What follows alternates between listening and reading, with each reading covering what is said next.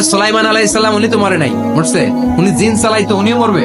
শক্তিশালী একজন নবী ছিল। উনি মালাকুল মাউতকে বলেছিলেন, মালাকুল মাউত, আমার মৃত্যুর সুয়াইয়া সামান্য কিছু আগে আমারে কইলো, আমার একটা কাজ আছে। মালাকুল মাউত মৃত্যুর কিছু সময় আগে এসে বলল, সুলাইমান টাইম ইজ আপ, সময় শেষ, অল্প কিছু সময় বাকি, কি করবেন করেন। সাইয়েদনা সুলাইমান জিনদেরকে ডাকলো, ও জিনেরা, বিশাল একটা প্রজেক্ট আছে, প্রজেক্টে কাজ শুরু করো।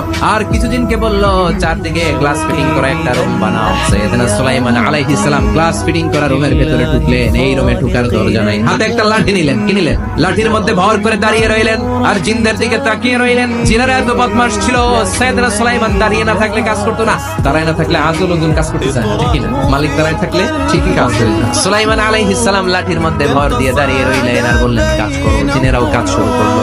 ওদিকে মালাকুল মাউত এসে বলে, ও সুলাইমান, সময় তো শেষ। সুলাইমান বলে, সমস্যা নাই, রুম কবজ করো। উনি লাঠির মধ্যে ভর দিয়ে দাঁড়িয়ে রইলেন।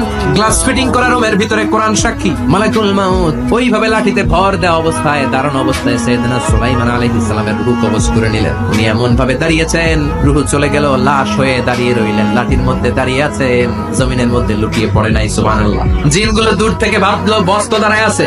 জিনেরা মনে করছে বস দাঁড়ায় আছে, কাজ করতে হবে। করতে করতে পুরা প্রজেক্টের কাজ শেষ। ইন দ্য মিন টাইম ঝিঝি পোকা, ওই পোকা যেই পোকা কাঠ খেয়ে ফেলে, এই কাঠ খাওয়ার পোকা সুলাইমান আলাইহিস সালাম লাঠির ভেতরে ঢুকে লাঠিও খেয়ে ফেলেছে। সাইয়েদনা সুলাইমান আলাইহিস সালাম ধপাস করে জমিনে পড়েছে।